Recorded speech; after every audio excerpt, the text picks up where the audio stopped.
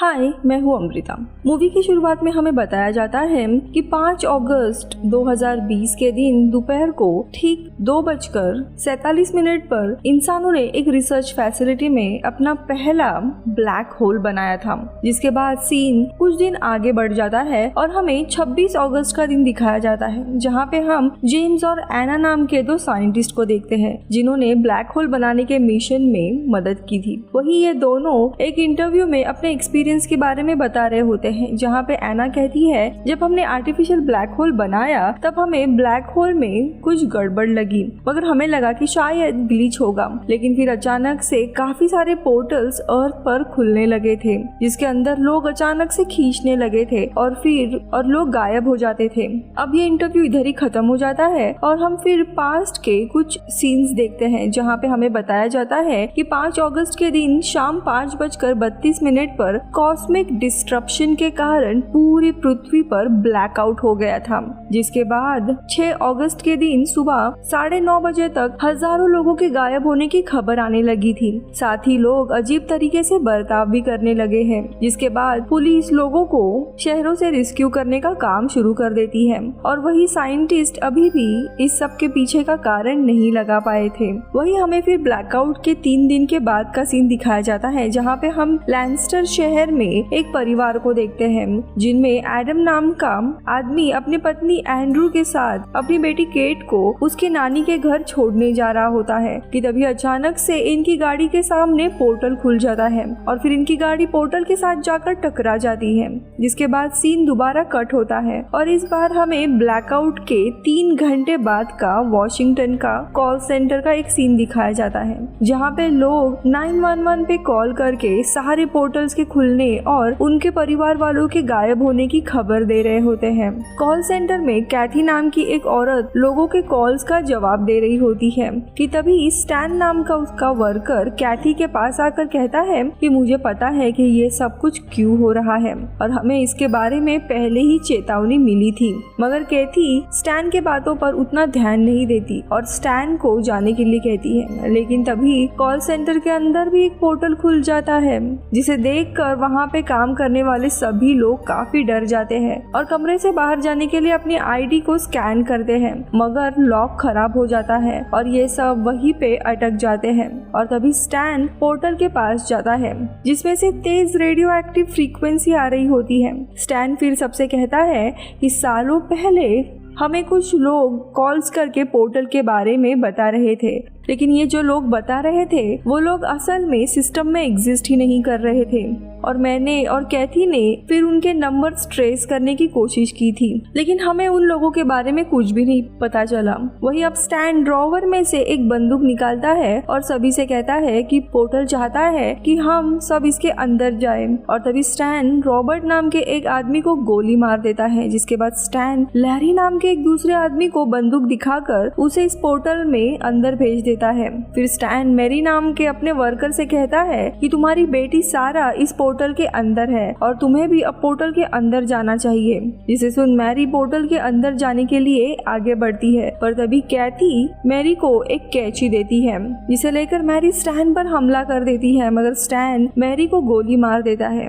इसके बाद स्टैन खुद भी पोर्टल के अंदर जाने की कोशिश करता है, पर तब तक पोर्टल बंद हो चुका था। जिस पर स्टैन पोर्टल की तरफ देखकर कहता है मैंने तो वही किया जो मुझे करने के लिए बोला गया था। जिसके बाद स्टैन पोर्टल पर एक गोली चलाता है, पर तभी पोर्टल से एक रोशनी निकलती है जो जाकर स्टैन को लगती है और स्टैन की वहीं पे मौत हो जाती है। और तभी कमरे के अंदर पुलिस आ जाती है, पर तब तक वहाँ से सभी लोग कई गायब हो चुके थे। वही सीन फिर एडम पर शिफ्ट होता है, जिसे हॉस्पिटल में लाया होता है और उसके लेफ्ट आंख पर पट्टी बांधी गई थी। इधर एडम के पास लेस्ली नाम की डॉक्टर आती है और कहती है कि तुम्हारी किस्मत अच्छी है, क्योंकि तुम्हारी तरह और भी लोग पोर्टल से टकराए थे, लेकिन उन सभी की मौत हो गई थी। तभी डॉक्टर मार्क वहाँ पे आते हैं जो एडम की आंख की जांच करते हैं और कहते हैं कि चोट लगने के कारण तुम्हारी आंख की रोशनी चली गई है और हमें सर्जरी करके इस आंख की जगह पे एक नई आर्टिफिशियल आंख लगानी होगी। इसके बाद एडम की सर्जरी शुरू होती है, जहाँ पे डॉक्टर मार्क जैसे ही एडम की आंख के नीचे एक कट लगाते हैं कि तभी एडम की आंख का रंग काला हो जाता है। अब ये सीन इधर ही कट हो जाता है और फिर हम ब्लैकआउट के 3 मिनट पहले इंडोनेशिया का एक सीन देखते हैं जहाँ पे सारा नाम की एक लड़की अपनी बहन जिल को बता रही होती है कि वो माँ बनने वाली है, मगर जिल को ये बात पसंद नहीं आती क्योंकि जिल का कुछ समय पहले ही मिसकैरेज हुआ था, जिसके बाद इन दोनों के बीच बहस शुरू हो जाती है। लेकिन तभी पार्किंग एरिया की बिजली चली जाती है, जिसके बाद जिल हिप्नोटाइज हो जाती है जो फिर सारा को एक पोर्टल के पास लेकर जाती है जहाँ पे और भी काफी हिप्नोटाइज लोग होते हैं। जिल सारा से कहती है कि पोर्टल तुम्हें अंदर बुलाना चाहता है और पोर्टल के अंदर एक अलग दुनिया है जहाँ पे हमें वो सब कुछ मिलेगा जो हम चाहते हैं। पर तभी सारा जिल को पोर्टल के अंदर देखती है जिसके हाथ में एक बेबी रहता है। तभी एक लड़का पोर्टल के अंदर चला जाता है जिसे देख सारा जिल को पोर्टल के अंदर जाने से रोकती है, लेकिन तभी जिल नीचे गिर जाती है और सर पर चोट लगने के कारण जिल हिप्नोटाइज से बाहर आ जाती है। मगर फिर इनके पीछे दूसरा हिप्नोटाइज लोग पड़ जाते हैं जो इन्हें पोर्टल के अंदर भेजना चाहते थे, लेकिन किसी तरह ये दोनों अपनी गाड़ी तक पहुंच जाते हैं और यहाँ से निकलने की कोशिश करते हैं। पर तभी जिल वापस से हिप्नोटाइज हो जाती है और वो गाड़ी को ही पोर्टल की तरफ मोड़ लेती है। अब ये सीन इधर ही कट होता है और हम सीधा पोर्टल के अंदर का सीन देखते हैं जहाँ पे सारा अपने आप को एक अलग डायमेंशन में देखती है। यहाँ पे सारा जिल को एक बेबी के साथ देखती है, लेकिन जिल सारा को वो बेबी देखकर अचानक से कहीं गायब हो जाती है और ये पोर्टल वाला सीन यहीं पे कट हो जाता है।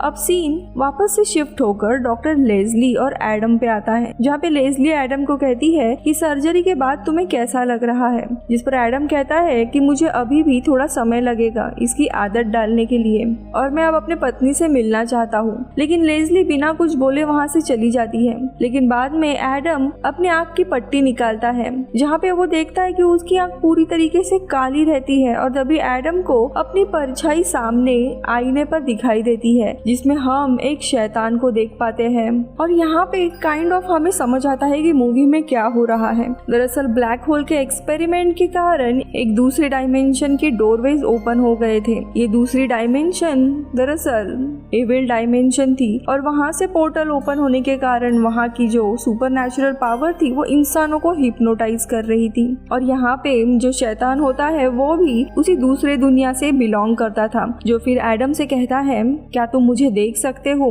लेकिन तभी वहाँ पे डॉक्टर मार्क आते हैं जो फिर एडम की आँख की जांच करते हैं। डॉक्टर मार्क एक टॉर्च की रोशनी उसके आँख पर मारते हैं और यहाँ पे हमें पता चलता है कि एडम की आँख के अंदर भी एक पोर्टल है। तभी एडम डॉक्टर पे हमला कर पूछता है कि तुम कौन हो और तुमने मेरे साथ क्या किया है। तभी डॉक्टर मार्क कहते हैं कि तुम्हारी किस्मत अच्छी है कि तुम्हें एक पोर्टल तोहफे के रूप में मिला है, हालांकि तुम इसके काबिल नहीं हो। यानी कि यहाँ पे डॉक्टर मार्क भी उस दूसरे डायमेंशन के एंटिटी के हिप्नोटाइज स्टेट में था। जिसके बाद डॉक्टर एडम की आंख से पोर्टल को निकालने वाला होता है कि तभी लेज़ली आकर मार्क पर गोली चलाती है और यहाँ पे डॉक्टर मार्क मारे जाते हैं। वही लेज़ली फिर एडम से कहती है कि तुम्हारा और मेरा परिवार पोर्टल के अंदर है, लेकिन तुम अकेले ही हो जो पोर्टल के अंदर जाकर वापस बाहर आ सके हो और तुम ही अकेले हो जो बता सकते हो कि सारे लोग कहाँ हैं। जिसके बाद लेज़ली एडम को एक जगह पर लेके जाती है जहाँ पे एक पोर्टल रखा होता है। लेज़ली एडम से कहती है कि तुम्हें पोर्टल के अंदर जाकर ये पता लगाना होगा कि सब लोग कहाँ पे हैं। एडम फिर पोर्टल को जैसे ही छूता है वहाँ से तेज रेडियो एक्टिव फ्रीक्वेंसी निकलने लगती है जिसे लेज़ली बर्दाश्त नहीं कर पाती, जिसके वजह से उसका सर फट जाता है और वो मारी जाती है। वही अब एडम पोर्टल के अंदर जाता है जहाँ पे वो अपने आप को एक अलग डायमेंशन में देख पाता है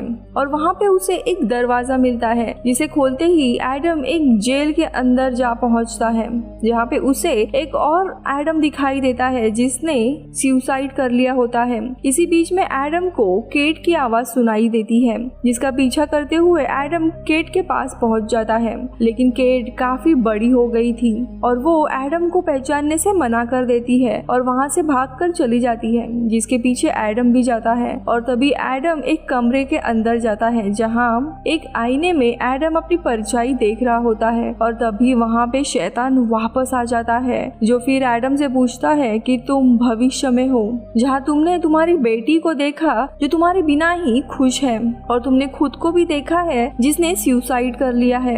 एडम फिर शैतान से पूछता पूछता है कि तुम्हें मुझसे क्या चाहिए, जिस पर शैतान कहता है अगर तुम मुझे अपने दूसरे आंख में भी पोर्टल बनाने दोगे तो मैं तुम्हें तुम्हारी दुनिया में वापस अपने परिवार के साथ छोड़ सकता हूँ। और क्योंकि एडम के पास और कोई रास्ता नहीं बचा होता, वो अपनी दूसरी आंख में पोर्टल लगाने के लिए मान जाता है, जिसके बाद शैतान एडम को अपनी आंखें बंद करने के लिए कहता है। और जब एडम अपनी आंख खोलता है तो वो अपने आप को अपने ही घर में देख पाता है। एडम फिर घर के बाहर से अपने पत्नी एंड्रू और बेटी केट को देखता है, पर तभी दरवाजे के अंदर एक पोर्टल खुल जाता है जहाँ पे शैतान एडम से कहता है कि तुम्हें अब अपनी आंख हमें देनी होगी। और एडम फिर अपने दोनों आंखों को बाहर निकाल लेता है, जिसके बाद शैतान कहीं गायब हो जाता है।